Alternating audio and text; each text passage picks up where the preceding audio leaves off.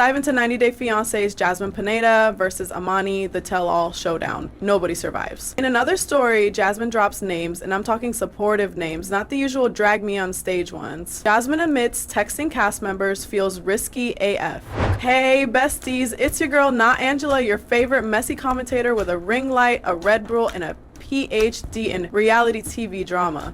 You know the drill. I see all, hear all, and screenshot everything. Today we're unpacking a steaming hot tea kettle courtesy of Jasmine Pineda's Instagram stories, and woo, she did not come to play. She came to destroy Amani Jalasi with reality checks. So go ahead and moisturize because this article is going to be dry no longer. Let's dive into 90 Day Fiance's Jasmine Pineda versus Ammani, the tell-all showdown. Nobody survives. Also, interestingly, Jasmine also defended Shekinah Garner, but at the same time bashed her for leaking the screenshots. So without delay, let's dive into the drama. Jasmine said, "Let me speak," and we let her. Miss Jasmine Pineda has officially clocked in, and she brought that Panamanian fire with her. She's been on this chaotic merry-go-round of a show since 2020, and she survived more tell-alls than Angela's wigs. In her recent Instagram story, which I screenshotted like it was evidence for court, because it kind of is, she attacked the entire Ammani and Shekinah's fiasco. As Ammani said previously, the producers asked her to attack Shekinah. Jasmine gave her a bold reality check. Jasmine made it very clear. Not even once has a producer told me to go after specific people. I've been told this is the tell-all, so say it all. And baby, I do, with no regrets. Period. Meanwhile, we've got 90 Day Fiancé star Amani Jalasi over there acting like she's the innocent victim of a producer-driven smear campaign. Girl, if you were any faker, you'd be available in the clearance section of Party City. Jasmine basically said, "Don't blame editing, babe. Blame your own spicy mouth and questionable morals." I said what I said.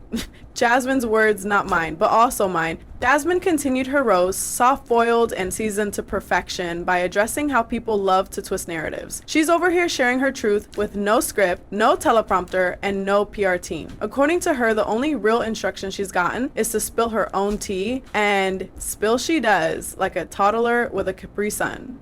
Let's pause to appreciate the energy. Jasmine is the type of woman who, if you cross her, will air you out in cursive and make you thank her for the literacy lesson. She ain't coming for anyone because producers told her to. She's coming for them because they deserve it. Let's talk about Ammani, shall we? Because listen, we all watched that tell-all and collectively screamed, "Who gave this lady a mic?" She's rude, condescending, and speaks with the confidence of someone who's never been held accountable. Watching her judge others while pretending her own life is curated by angels? Girl, please. You've got more red flags than a North Korean military parade. She went all out on Shekinah Garner and attacked everyone in the room as if they killed her dog. Then by the end had the audacity to pull the victim card. Girl, please. Jasmine's never said Amani's name directly, but you can tell she's not here for the bull. And we see it. Ammani walked into that studio acting like she's the Oprah of toxicity. She judges other couples while her own life looks like the deleted scenes from a telenovela sponsored by Chaos.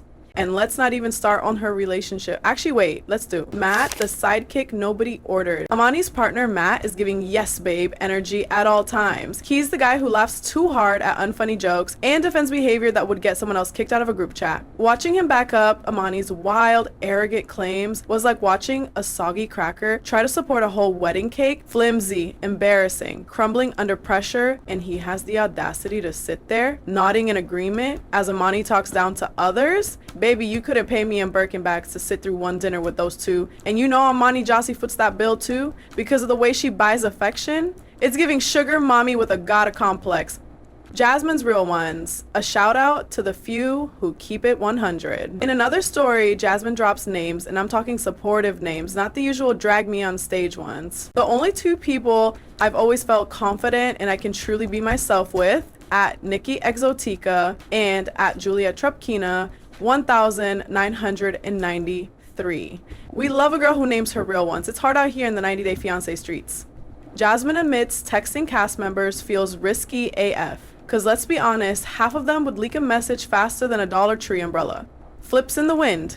Here, once again, Jasmine targeted Shakina Garner for sharing the screenshots. While we understand where Jasmine is coming from, the screenshots at that point were really important.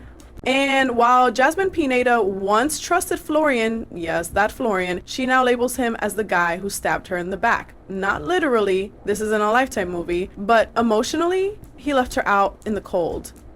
You can't ask lemons to be apples, she says.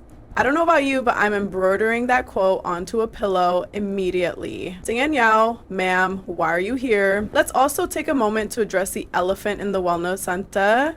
Danielle, girl, why? This woman spent half a season dragging Johan through the mud like he was luggage at Spirit Airlines, and now she's back with him, smiling, acting like she's the Dalai Lama of relationship advice. TLC and 90 Day Fiance producers, be so serious. Bringing Danielle to the tell-all is like hiring a fox to guard the chicken coop. You don't let someone who crashed and burned their own relationship hand out inspirational quotes. And watching her try to seem zen while clearly vibrating with unresolved drama, please. Someone get her a grounding crystal stat. Final thoughts from Not Angela, because you know I got some. This latest 90 Day Fiance tell-all had it all. Delusion, deceit, and enough bad energy to power a haunted house. But what it didn't have was Jasmine backing down. She came in like a truth-seeking missile and hit every target. No lies, no regrets. And Ammani, if being the loudest in the room made you the wisest, you'd be Yoda. But alas, you're more like the villain in a low-budget soap who monologues while her house is on fire behind her.